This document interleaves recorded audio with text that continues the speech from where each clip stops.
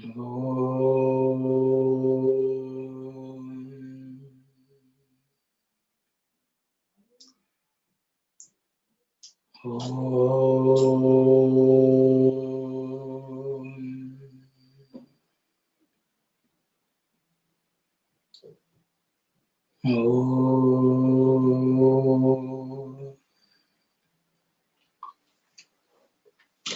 Ram, everyone. Today we will be doing a different topic from the previous weekends.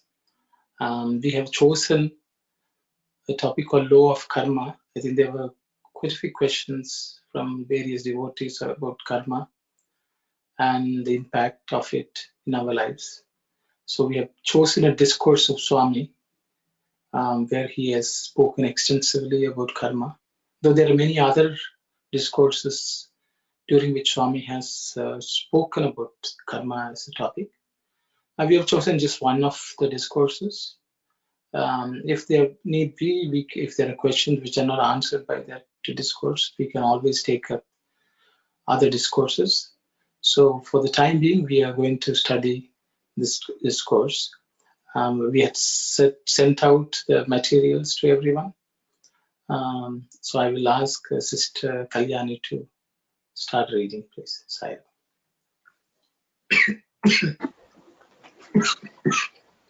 By planting the seeds of a lemon tree, you cannot expect to grow mangoes. And by sowing the seeds of a mango tree, you cannot expect to get lemons. In a similar manner, by doing a bad act, you cannot expect to get a good result. And if you do a good deed, you cannot get a bad reaction from it. The kind of seeds you sow will determine the nature of the crop they will yield. Okay, thank you very much, Sister. So as we can see, I think it's pretty straightforward as to what Swami has spoken here. This is a poem which Swami has started this discourse with, where he's giving the analogy of a tree and the seeds we plant and the crop or the bounty which we receive as a result of that action. So that's what Swami is talking about. In this world, I think we are witnessing this every day, but we still hope that some of our actions don't result in any fruits. I think that's the human concept. So I will stop at this point in time and open it up for discussion for anyone here to share your thoughts about this verse of Swami, about karma actually. Saira.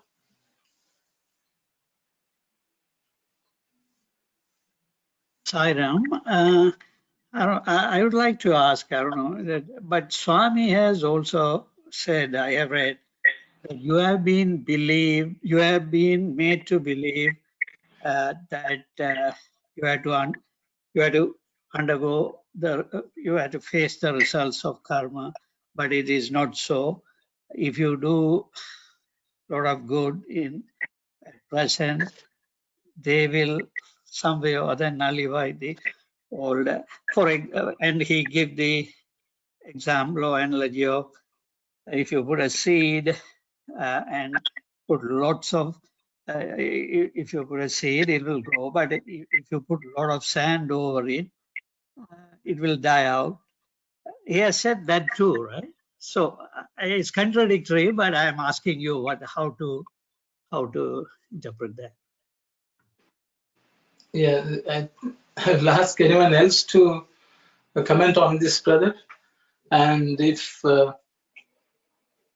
we ask others also to comment on it.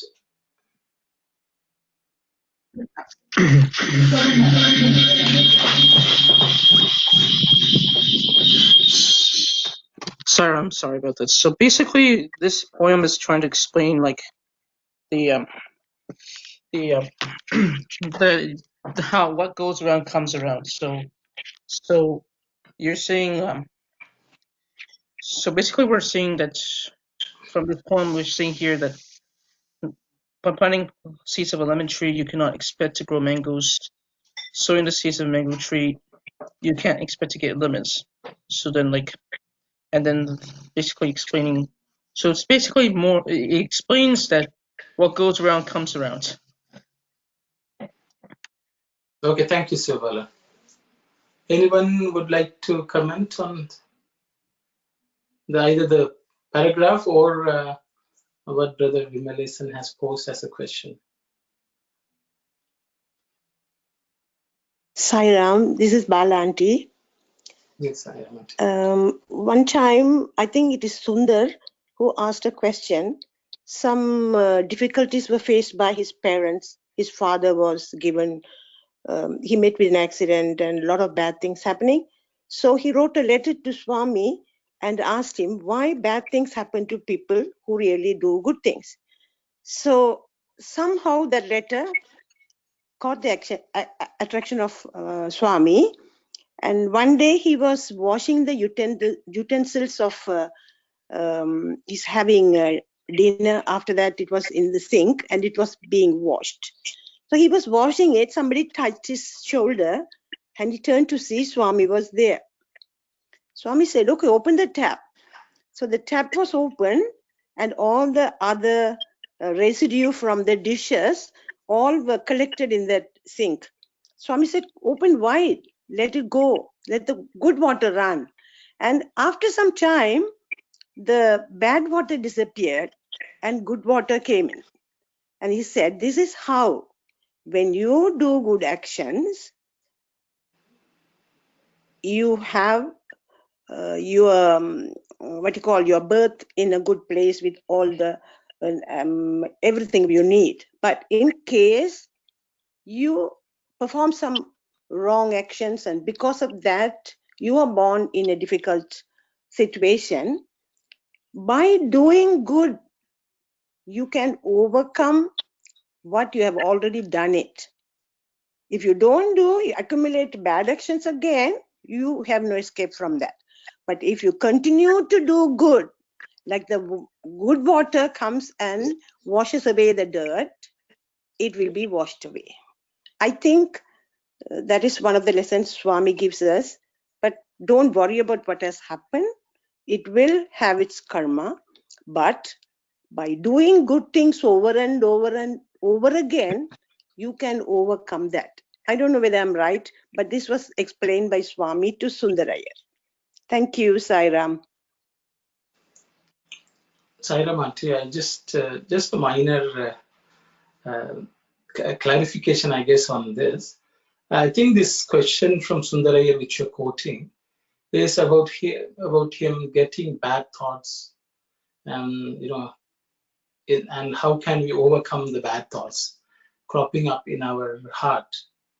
And for that, Swami has said, you pour a lot of good, the bad thoughts will come out, and then you'll be only filled with good thoughts. But that doesn't negate your comments about the karma itself. I think we will. Thanks for that. Thank you very much, Andy Saira. Anyone else who would like to comment or share your thoughts, please? Sairam, in various places, Bhagavan different answers he has given. No, I have read it, and many of you have read it.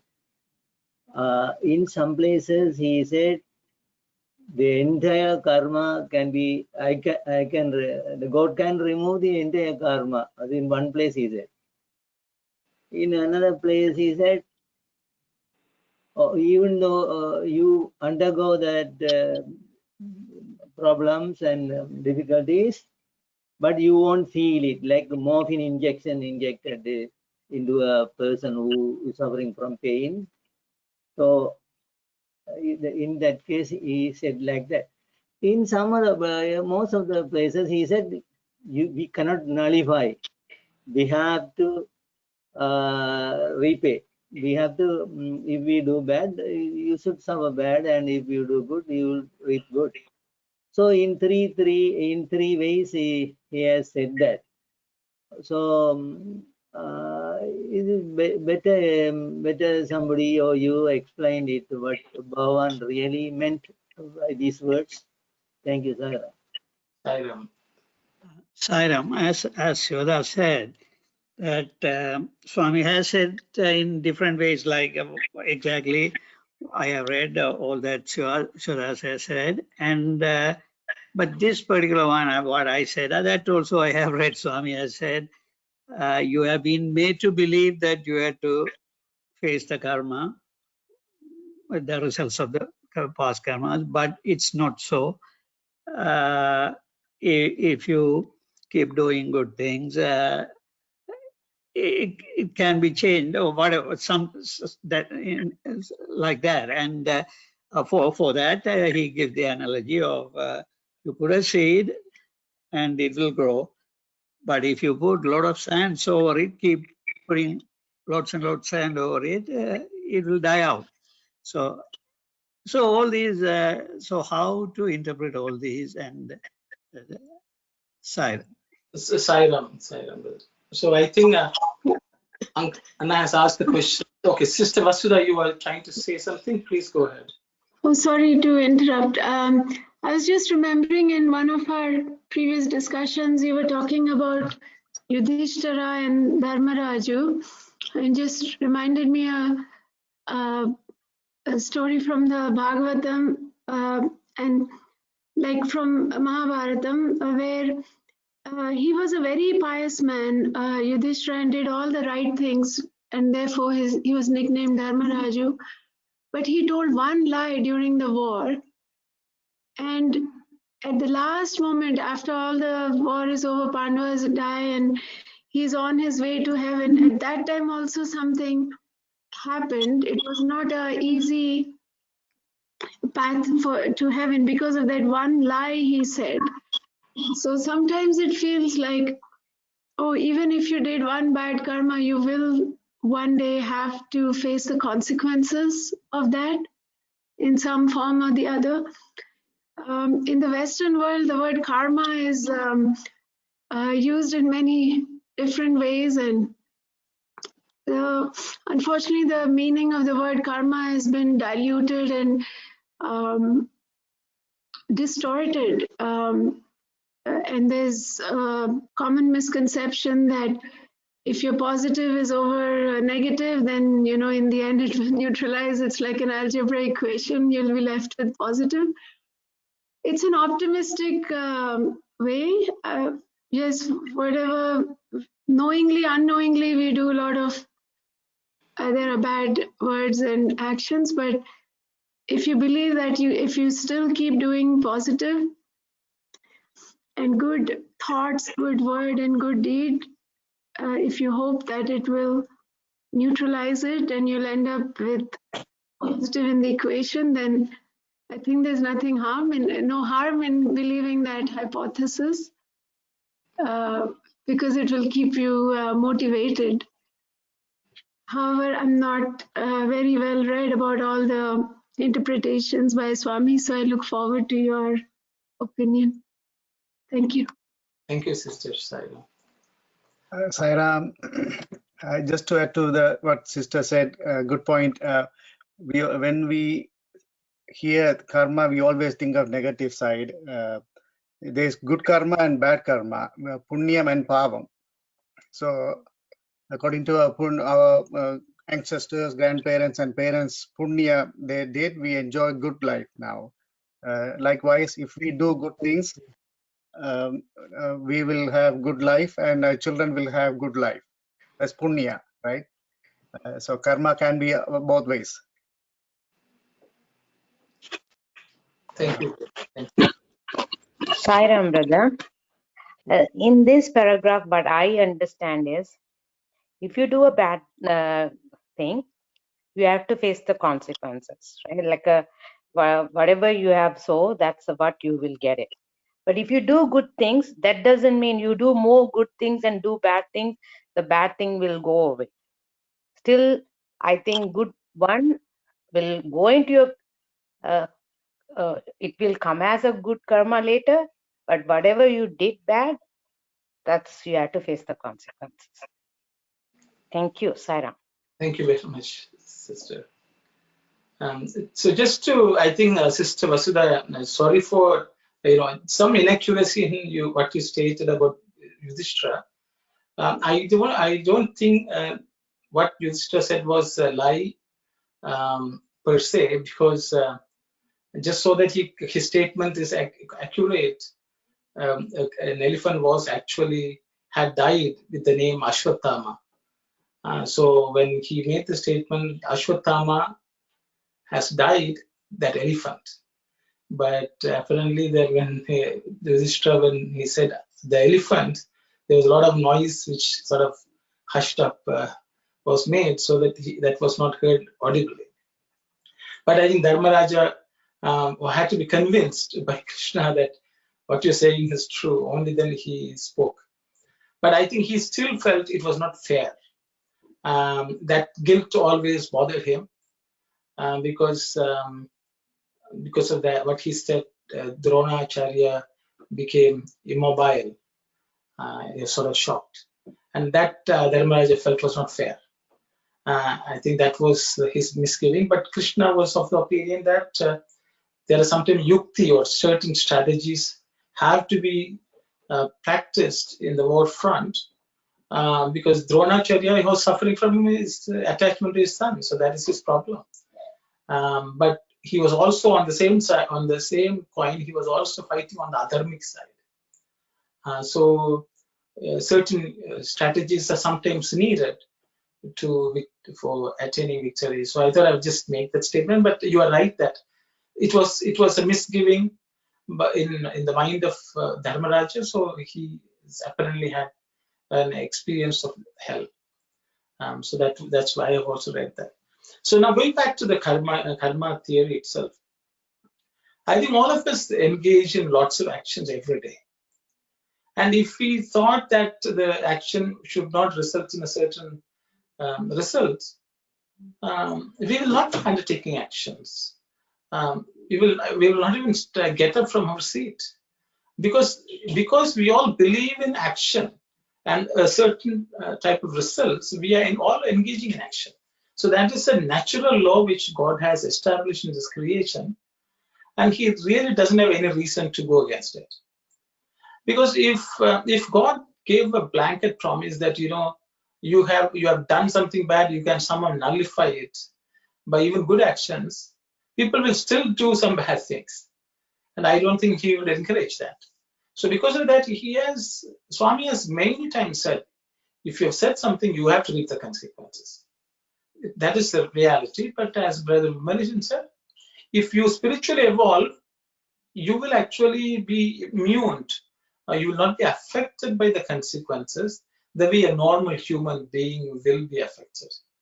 That is the story of all great saints. They have undergone lots of difficulties, but they never thought, like a common man, that what they were suffering was very bad. Even for others' eyes, it may look really bad, and that they are suffering. But actually, even though they may have had some pain, they never felt, I think, that they were suffering. So that is the grace of God. So if He promises anything more than that, like nullifying, people would continue to do bad things, thinking that one day we will make up for it by doing lots of good things. If it was such a transaction, the world will be a chaos. So I don't think God interferes. But to everyone's point, as an exception, an extreme case exception, Swami has said he will do whatever he can to nullify the karma. But the thing is, you should understand that in Swami's own life, many times he has taken on the illnesses of his own devotees so that they can be relieved. So that the thing is, the karma theory does not go wrong. But God will say, okay, if you don't want to suffer because you have been so good, I will take it on. Because He cannot say that karma is nullified. He has to come up with some way of that karmic results taking place. But out of His compassion, He will say, I will take it on. But as a good devotee, I think we should not let him suffer. if I have done something, Swami, it's okay. I will bear it, but give me the strength to bear it. I don't want you to suffer for that, because he has to take it on. It's just like if somebody has to carry a weight, something, somebody else may say, don't worry, I will carry it for you. But the fact is that that burden or that luggage has to be carried by somebody. Even if the air, wind carries it, wind God is carrying it. So I think the way it's created, the way the world is created, is very, very fair. Every action has an equal and opposite reaction or results. If that doesn't exist in this world, the world cannot go on. But the thing is, if we think, or somehow, we do some good things, if you're going to do good things, hoping that the negative will be removed, I don't think God will remove it. And that is, as Swami has said, there are certain areas where only certain people have authority. So, we cannot change it. So that's what Swami has said. And so I think it's better to live our lives knowing very well that whatever actions we perform, we have to bear the consequences. And we can pray to Swami or God to grant us the strength to bear that. I think that he will grant. But we will say, Swami, we will take responsibility for our actions, even if it's unknowingly done. But please help us. I think that may be a better approach. But if we can't bear it, of course, we can pray to Swami, and then he will say, I will take it on for you. This is my understanding of having seen Swami, and I don't believe that if I have done something wrong, somehow it can be wished away or even prayed away. That's my personal belief. So if I only by that type of thinking will I engage in activities in my life in a proper sense. And so I don't think Swami wants to give us false hopes. But who knows? He can do anything, and he may have done for others. That's all I can. Sorry. That's again my personal understanding, and I would say philosophy. But I think all of us are have the option of choosing what we want to believe in. Saira. Saira, in Kasturi's life, you would remember, but I cannot remember exactly because his age was extended, and he lost a lot of children. You will better explain that. So the Baba had asked, he can postpone the suffering into the next birth if Kasturi wants it. But if Kasturi could suffer it in this life, it is left to Kasturi, whether you like to take it now, reap it now, or you want me to put it in the next birth, like that. So Kasturi offered to take it in this birth itself. So it could be postponed to some other lives. Can you please explain that one? I forgot actually. Okay, so that's a good question. So maybe I will speak about it. The extension of life actually is it because from what I understand, this Swami has spoken about. When you go to Swami, what he does is he can accelerate the burning of karma. So the thing is, even if you are according to the original plan, if you had to suffer for multiple births, he will say, I will finish it off this year, this time for you. So I will accelerate the karma. So that means you have to burn out karma quite a bit. That he has always spoken. And so whenever he extends, he says, maybe you are in good shape. Maybe some of your other karmas you can burn off. So that is something which he has done. I remember very clearly of one devotee, maybe I can speak about that. There was one old devotee, his name was Mr. Achyutanandam. He was at one point he was the state president of Tamil Nadu Sri Sathya Sai Seva organization.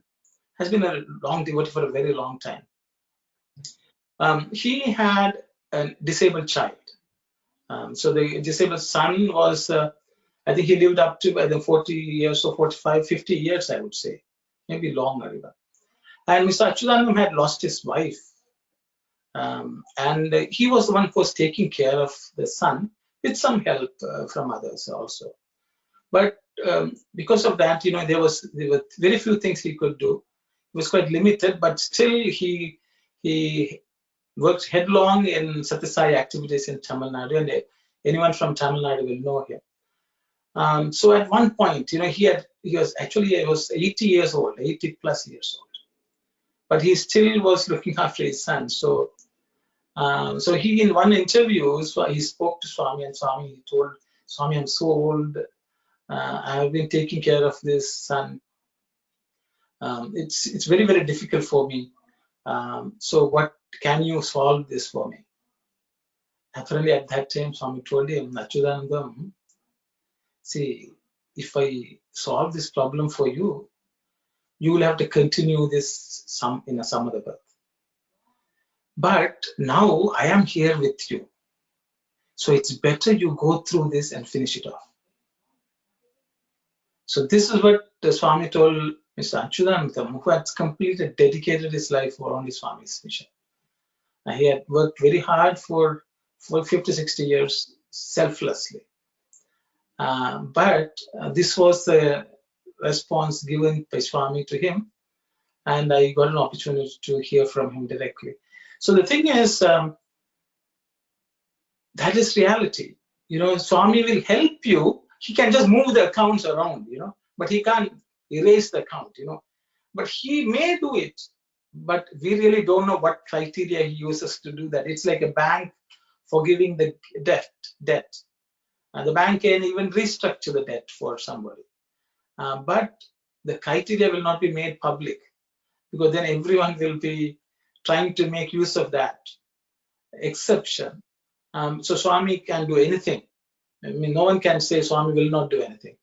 But I think it's an extremely rare exception when he would interfere. But he can always move accounts around so that you can burn the karma or face the consequences when you are in the best position. Sahira. In one Swami student said that if there are 100 bad karmas and each karma is say 1 rupee coin, so 100 karma, so 100 coins. So 100 coins are very heavy to bear it. So God will exchange it. Okay, give me that 100 coins, I will 100 rupee note. So it is light, is lighter, so you can carry that. No. So one Swami student said they in student when Bhagavan discusses among the students, he told this example. I think you would have heard about that. I think. Yeah. So I think I will. We sort of let us just, because the Discord Swami is covering a lot of areas. So I think we could let us understand that in this case, Swami has said, if you plant something, you are going to reap the results of that. That is Swami's point, and it's hoping to receive something else by planting something else is not possible. I think that's what he has said. I think if we understand and we continue to read the discourse, I'm sure some of our questions will get clarified. So I will ask Sister Kalyani to read on, please. Sairam, Sister Kalyani.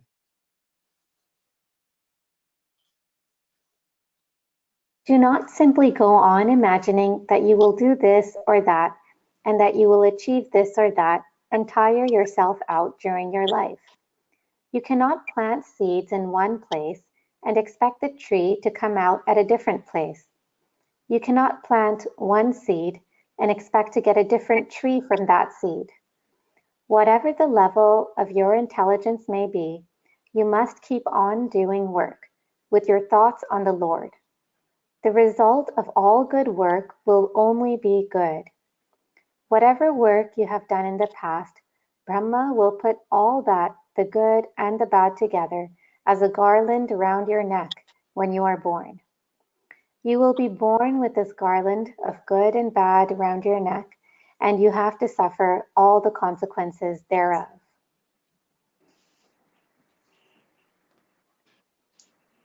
Sairam, I think Swami sort of repeating the same thoughts in slightly different words. And he's talking about the heavy garland which we are all born with. Swami uses the word Baruvu Mala, and which says is very, very heavy. And that can be considered a burden which we carry throughout our life, in our life. So I will, so if anyone has anything to comment on what we read, we can. Otherwise, we will move on. Thank you. Sairam, in the second sentence, you cannot plant seeds in one place and expect the tree to come out at a different place. In my understanding, I thought even if we have done some good deeds and it would come back, not necessarily in this birth, or even it would be coming in the next birth or in the birth after, or maybe if we have done some good karmas in Canada, it may be when I move to some other places, it would be come in a different way. So I am a little bit confused about this one. Maybe the intent of this sentence, it could be different from my understanding. If we explore a little bit about this sentence, maybe that would be useful for me as well as to others. According to this one, it says you cannot plant seeds in one place and expect the tree to come out at a different place. Maybe it's a different meaning. Thank you, Saira. Sairam, sister. Does anyone have anything to comment on sister's question, please?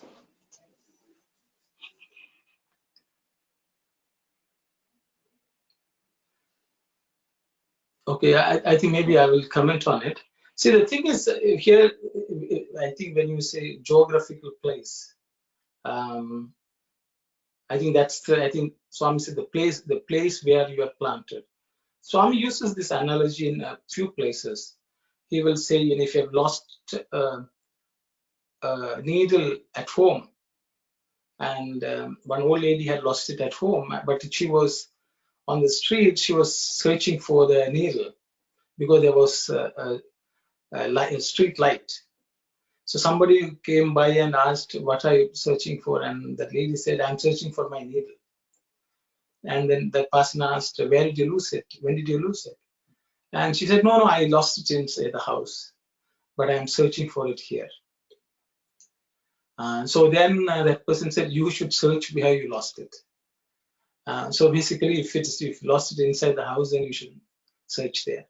So here exactly what it means is, I think that's my understanding.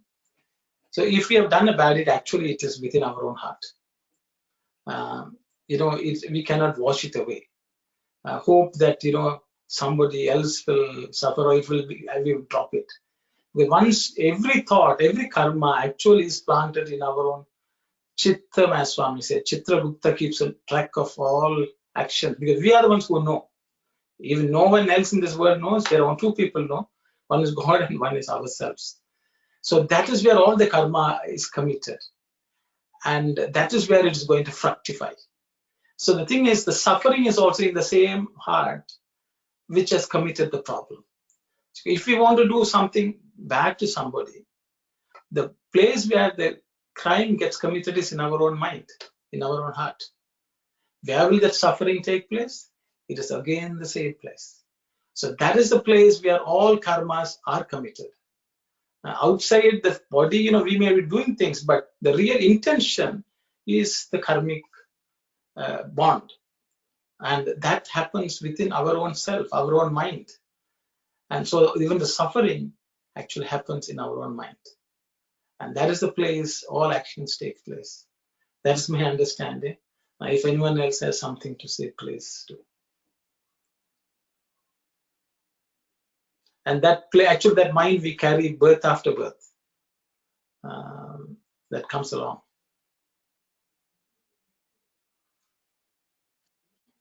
Sairam, brother, could you please clarify the first sentence? Do not simply go on imagining that you will do this or that or achieve this or that, you entire yourself out during your life.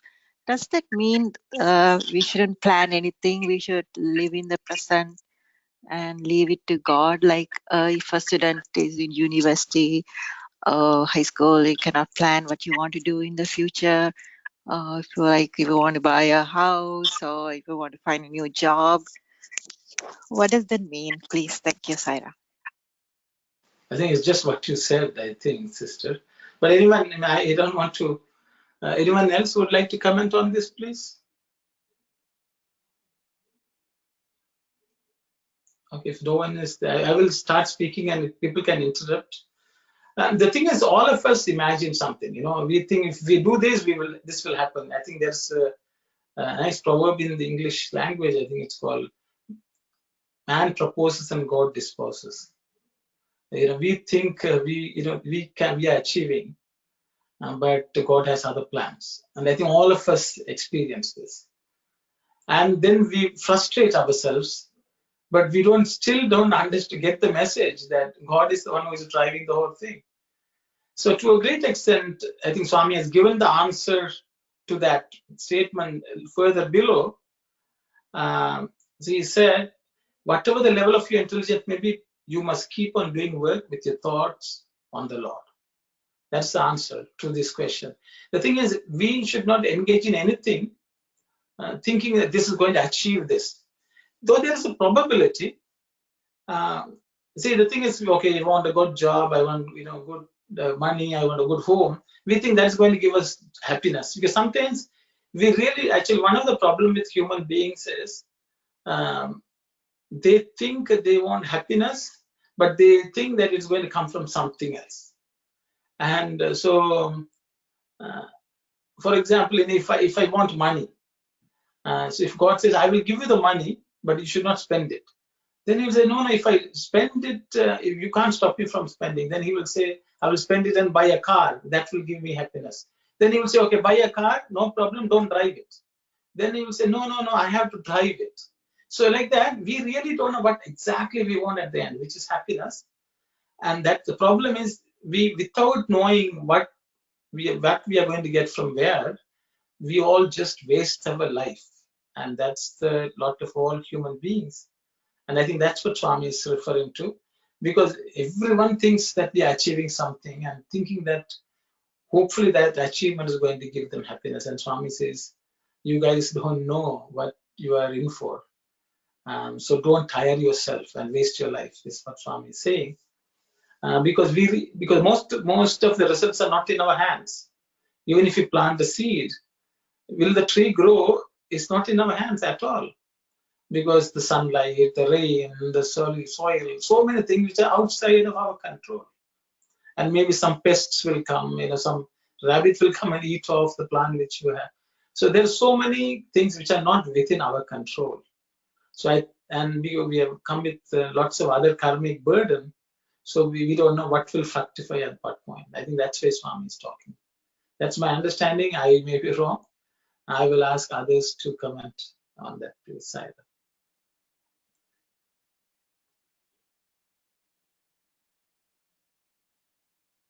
I guess. So we all came to this world, whatever Baba said, with big garland. So only Baba knows how length our garland is, according to our previous karma. Some are carrying the big garland, some are small garland. Now, our duty is how to make the garland smaller. So we have to do the good deeds. If you look at the people who were born and parents gave the body, who gave the life? Baba or God gave the life. So where are we living, what we are studying, what is the life status, all according to the karma, what is our color, what is our size and everything. So whatever we plant, we are getting back according to the karma.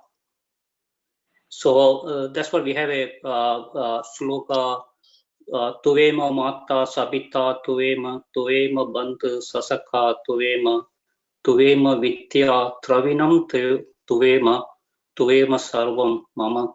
I forgot that one.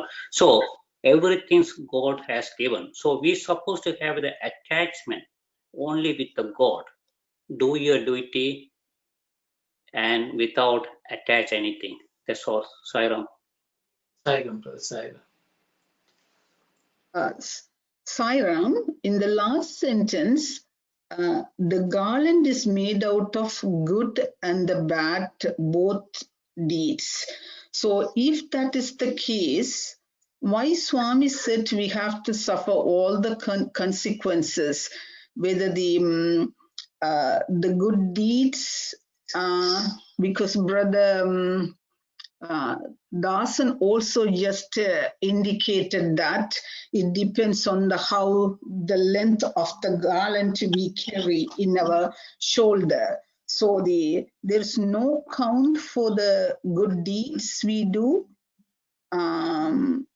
because there would be certain merits for the good deeds we do, and if it's all about the negative karma.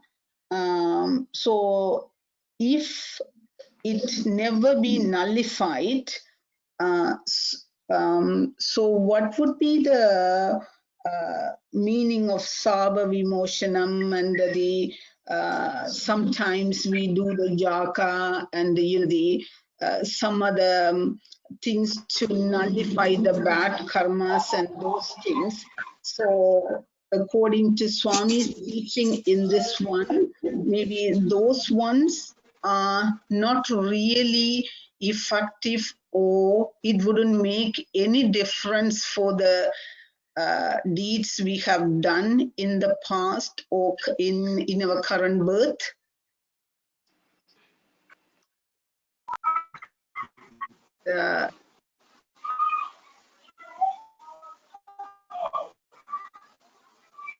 Look at the last sentence. I just thought about this one. Thank you.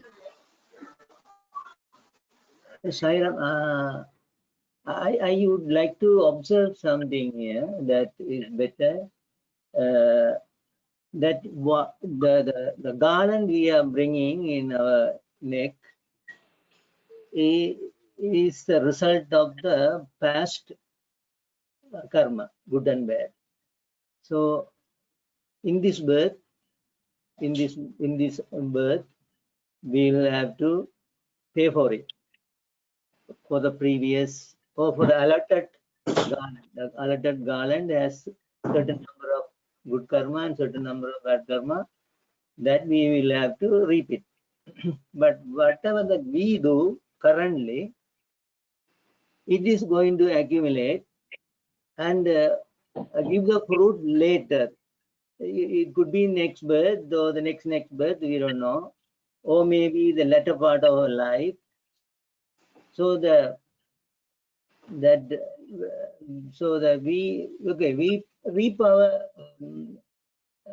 So we undergo the good and bad due to the past karma. Okay, pay for it.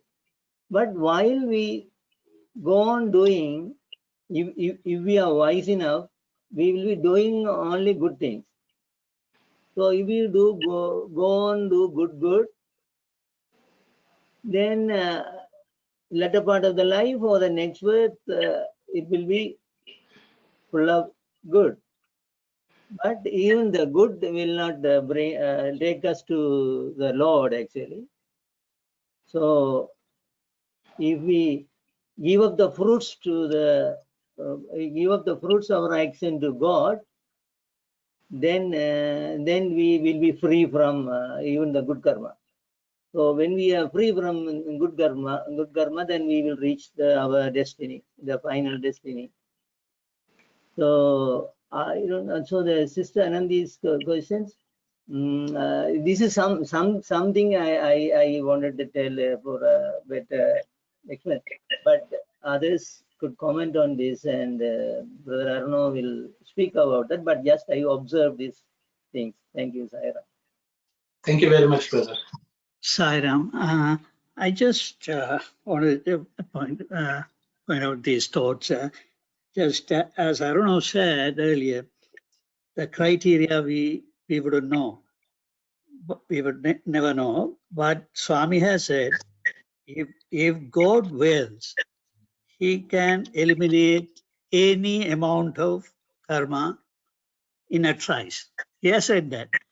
But of course, as Aruna said, no one knows the criteria.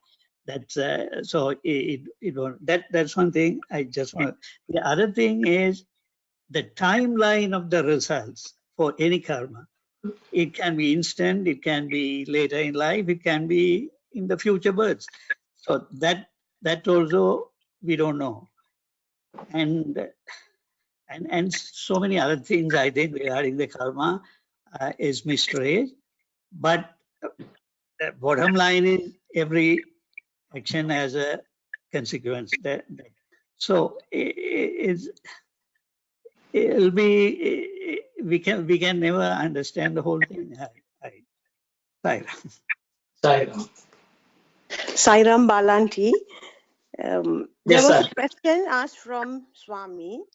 I read it in one of those magazines. You are supposed to be an avatar, Swami. Do you remove the karma of everybody who surrender themselves to you?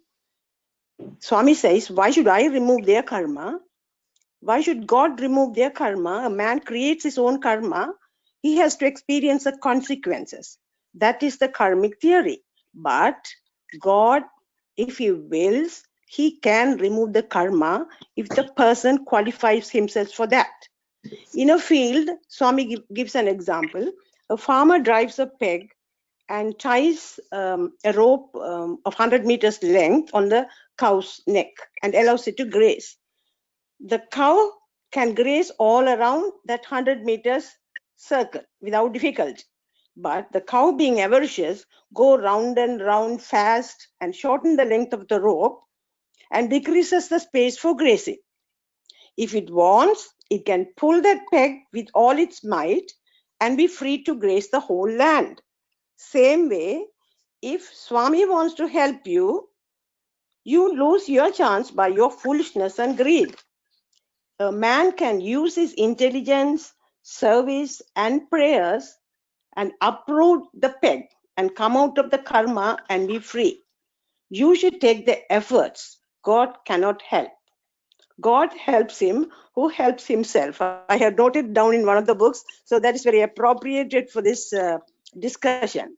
Thank you, Sairam. Thank you very much, Auntie. Very well said. Thank you. Thank you.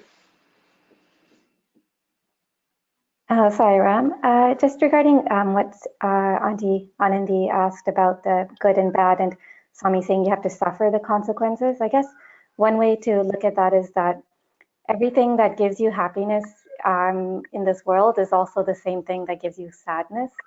Like if you have a job and it gives you money and that gives you happiness, and eventually when you lose that job or you lose that money, that gives you sadness. Or if you get married and your spouse gives you happiness, if something happens to that spouse, that gives you sadness. So I guess that's one way to look at it. Thank you very much, sister. Because some of the suffering is actually because of our attachment, not necessarily because of the karma. All suffering is because of attachment to something. So that's well put. So that's why I think Sister Anandi, I think others have covered the point also, because the real devotee finds even good things in the way to reaching God. So in that sense, you will consider that also suffering. But Swami has in the previous the 3-4 sentences, Swami has said the result of all good work will only be good. He has said that also, but many people would consider that also can be a suffering because we cannot reach God, because we are so comfortable in our life that we have forgotten God. So some people may think that's also not good. That's why some people even pray for a lot of difficulties.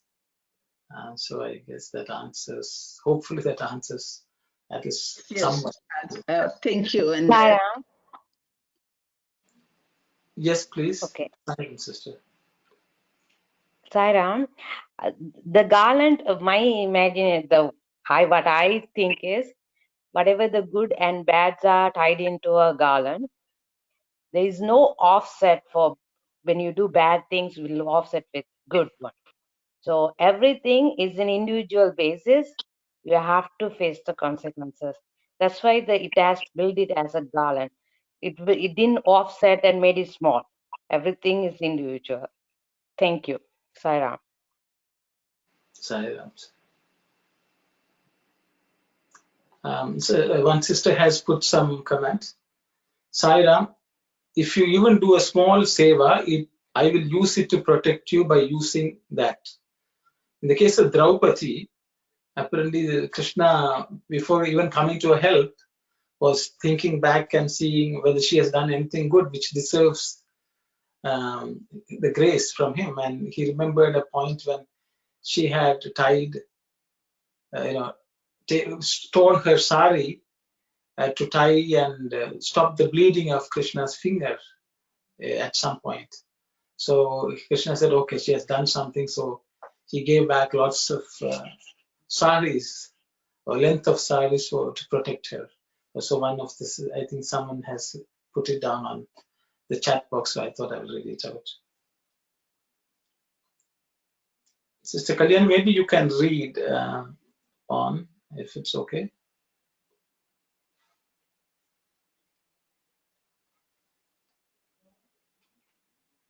Prema Swarupas. In this world, for all the good and bad, our own actions are responsible. The cause for your birth is your own karma. Whether you do good or bad, all that makes you take birth again and again and experience the consequences of your own karma. Our dharma, the Hindu dharma, is one which has faith in the doctrines of karma, of rebirth, and of the characteristics of an avatar. Of all the faiths in the world, the Hindu dharma alone accepts all these three doctrines.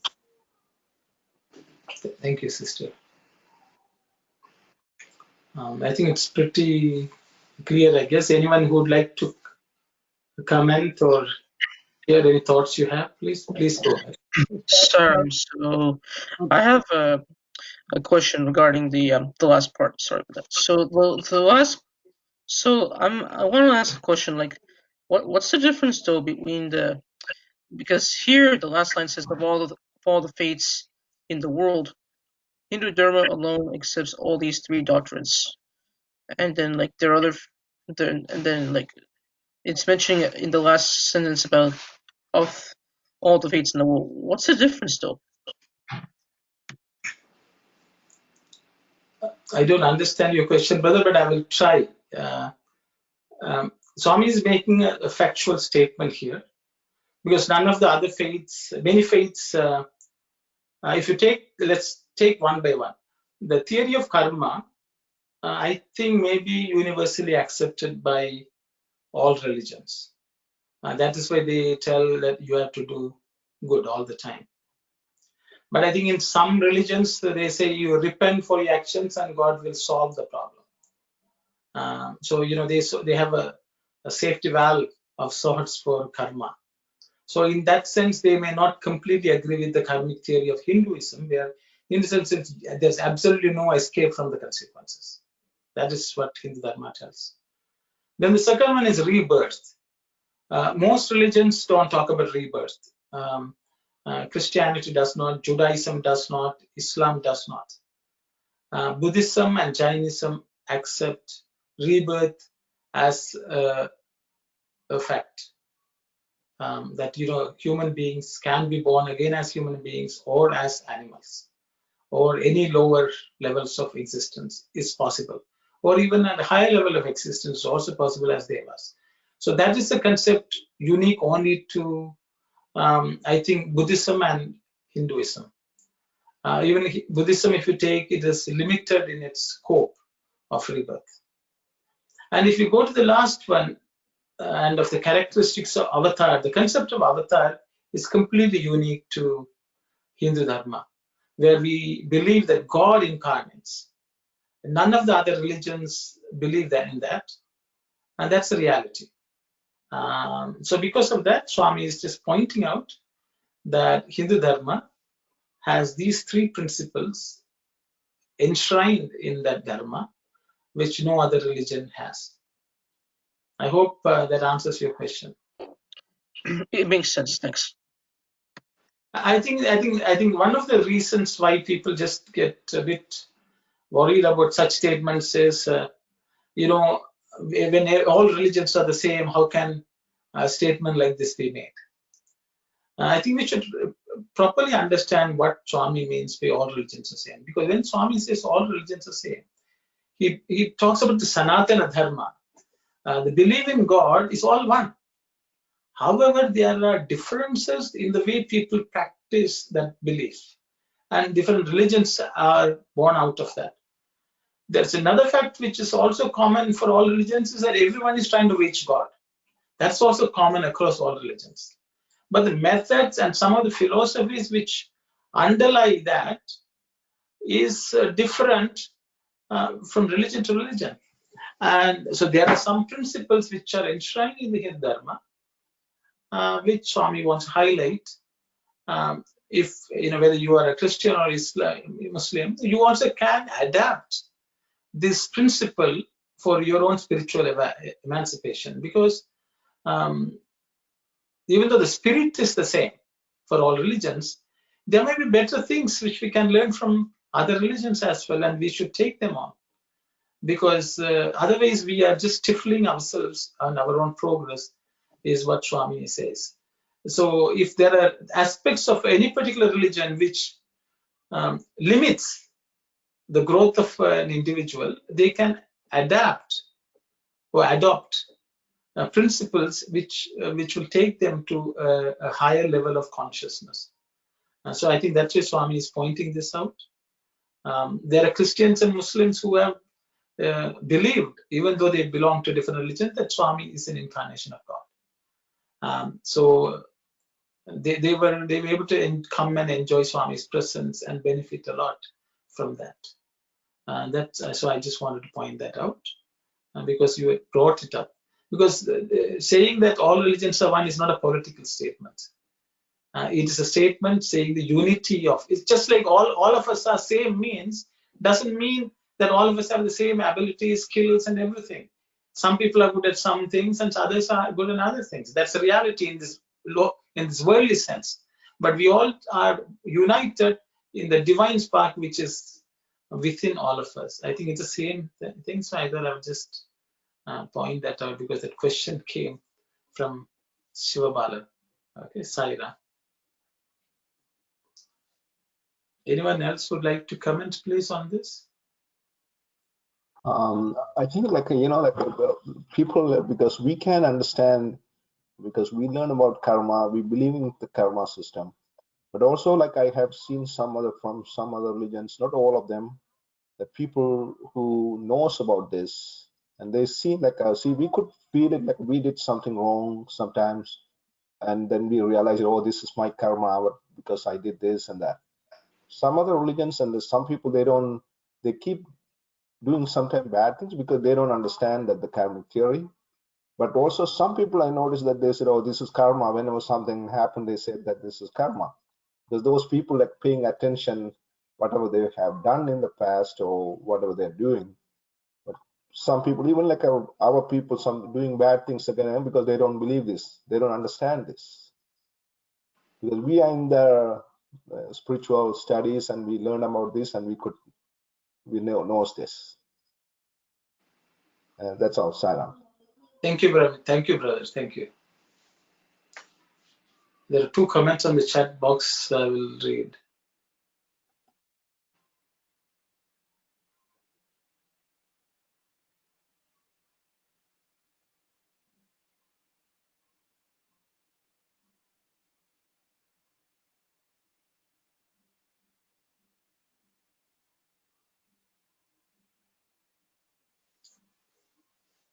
If there are any questions based on whatever I have spoken in the past, please ask.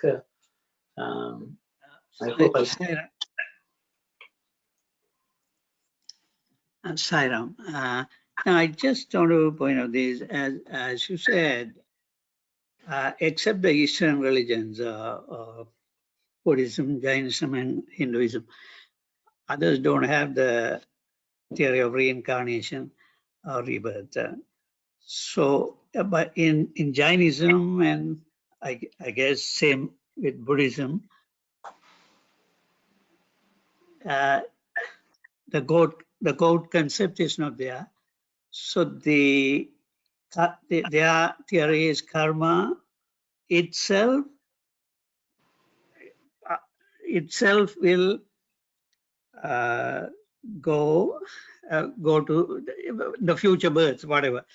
So one has done bad or good. The karma itself has the ability to go and attach to that person. But in Hindu philosophy or the dharma, the karma itself cannot do it. It's sort of inert or whatever. The God will assign that appropriately in the future births. So I think that difference is there. So that is why. So there's the element of God's grace is also there.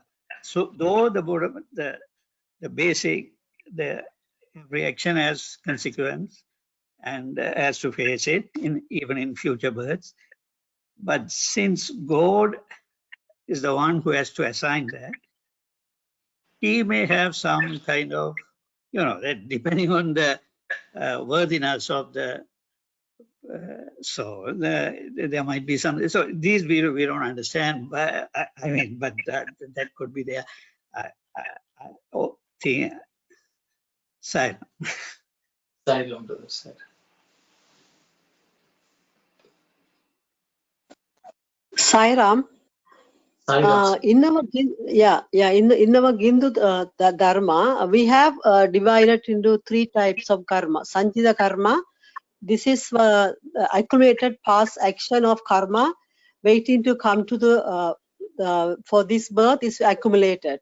The prapta one is the present action, whatever we doing right now in this lifetime, these are results. And agami karma is a future action, the results from the present and the actions. I think, but the garland when we come to the birth, Baba saying the garland is our past karma. The Balandi very beautifully explained how we can reduce our karma and everything. That is how we have to do and remove our. We cannot remove. I think reduce our karma with God grace. Thank you, Saira. Thank you, sister.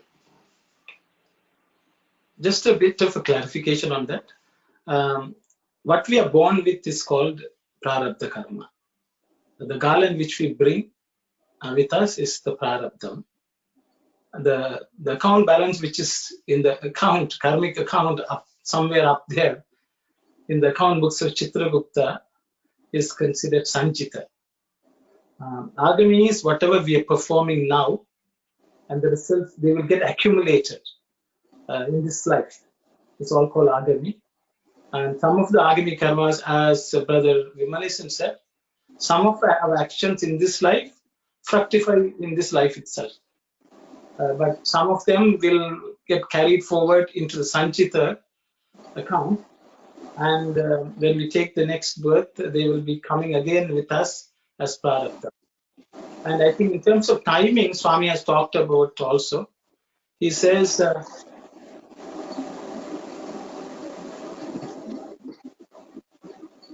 so he says, for example, if your finger is cut, right away it bleeds. Some things, if you're cooking something, it will take an hour or 2 to finish your cooking. The food will only get cooked after an hour. There are some things which will happen the next day. If you plant the seed, it may take a few weeks to become a sapling. There are some trees which will take years to bear fruit. So there are different timings. The kala pramana, as Swami says, for each action and the result could be different. So I thought I've just mentioned that. But I think Swami is talking about some of those concepts a little later. If there's no one else speaking, I think Sister Kalyani, you can read on, please. We'll read one more paragraph.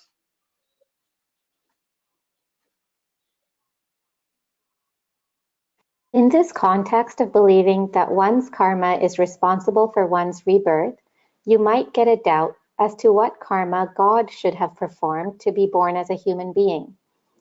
Just as for man's birth, his good and bad karma is responsible, so also, for God to take birth as a human being, there have to be good and bad circumstances.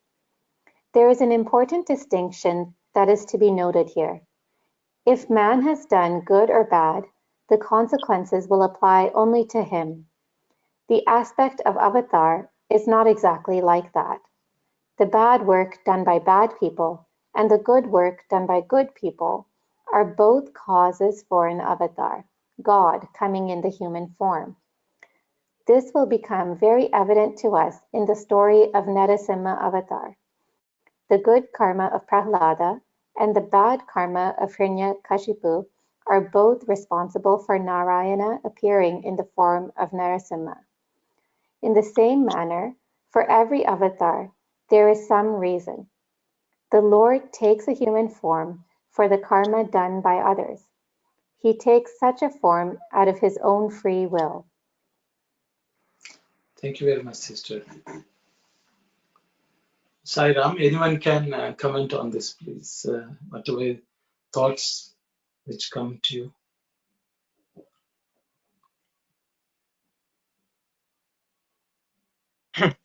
Sir, so I have a question. It's regarding the last line. So just to ask, the last line saying he takes such a form out of his own free will. I guess God decides when is the right time to take those avatars.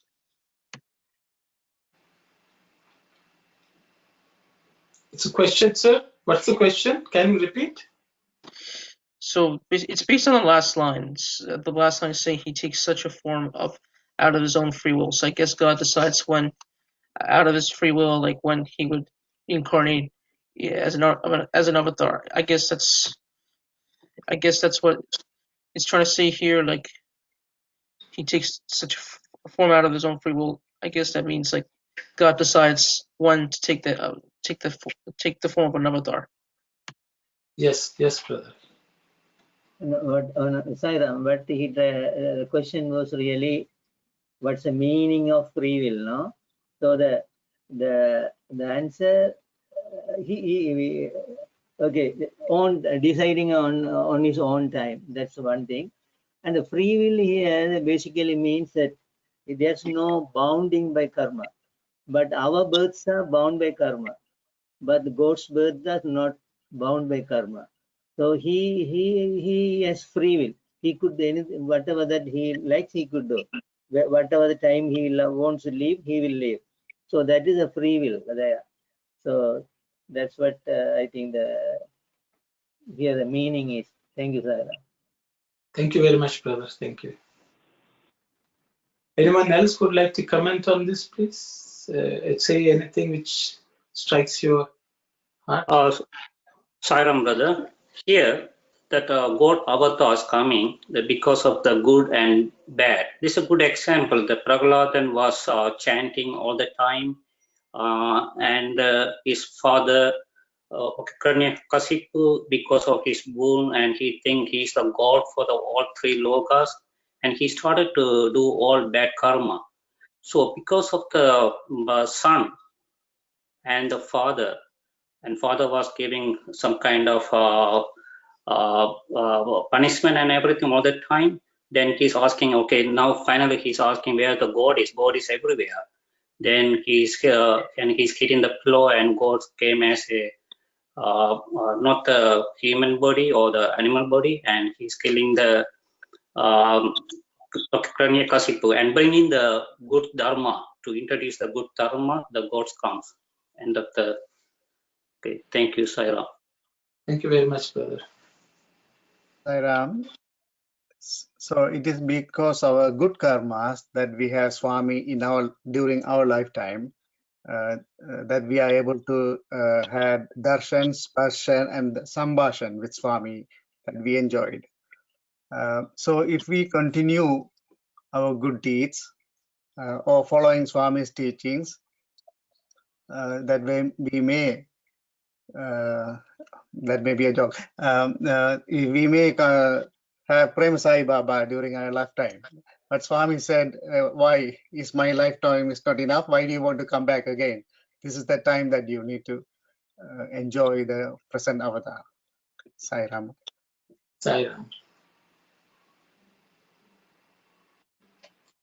Sai Ram, even for the God to come down, and we need both good and bad action done by people.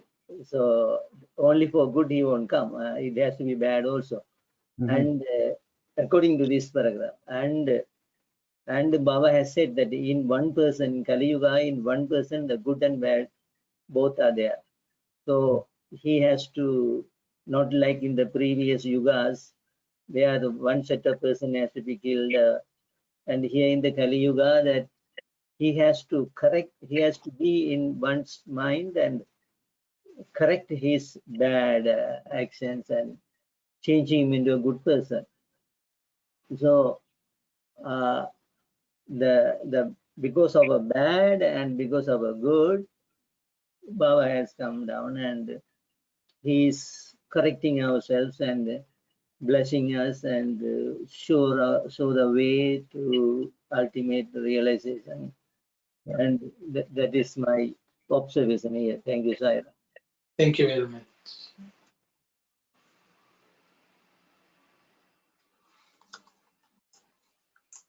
Anyone else would like to comment on this, please? I think if everyone is okay, I think we're running out of time also.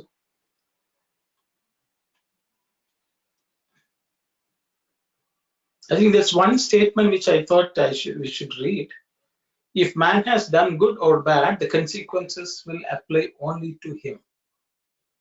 I think it's a very good statement, because sometimes we may think that a good or bad happens to us because somebody has tried to harm us or something like that. And we should always understand that if we have gone through some suffering, something, it is our own deed. Because if you take this story of Prahlada, though Prahlada was put to lots of difficulties by his father, he was not really affected so much by those actions, because the father tried to kill him so many times, but that just didn't happen. Though the father was accumulating karma because of his attempts, Prahlada was not affected. Maybe a little bit of discomfort, but he was happy. That's why he was always happy in the thought of God.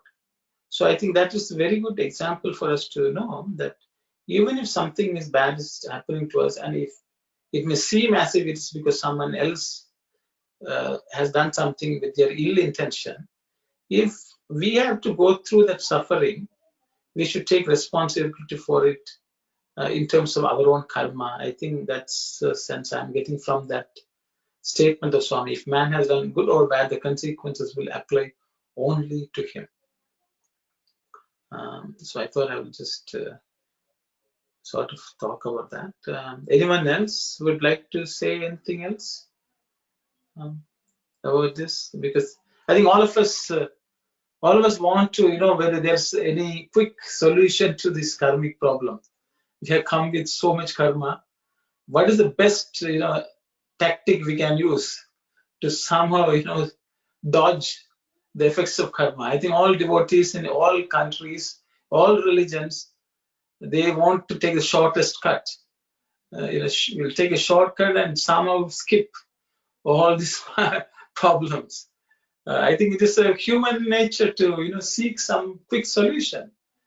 But what Swami is saying here is accept what comes to you, but you can, in the long run, if you work really hard, I think many brothers have talked about, if we work hard for the long run, we can make things better and better. So we should not give up thinking it's all so bad that we can't remove ourselves from this situation. And I think that way we need to have some optimism that by doing all these good things, the ways that we are only going to move upwards. We are not going to go down. At least I think that assurance God has given, because you do good activities, you will get good things. So I think that is the optimism we should have.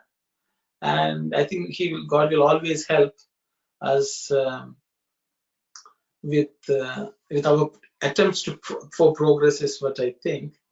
That's what Swami also seems to be assuring. So I think there's no real shortcut, but we will say, God, we will work hard. Please help us, because you know better. I thought with those thoughts we will close for today. It's 4:45, and we will have a lot of things to think about. And maybe when we engage in any action for the next week, we can think, is it a good action? What's it's going to bring us? Sai Ram, with those thoughts, I thought we will say Samastaloka and close with Om Shanti Shanti Shanti. Sai Ram.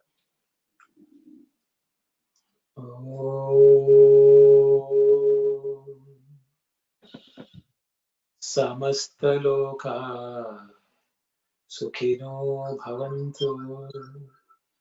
Samastaloka Sukhino Bhavantu. Samastaloka Sukhino Bhavantu. Om Shanti Shanti Shanti.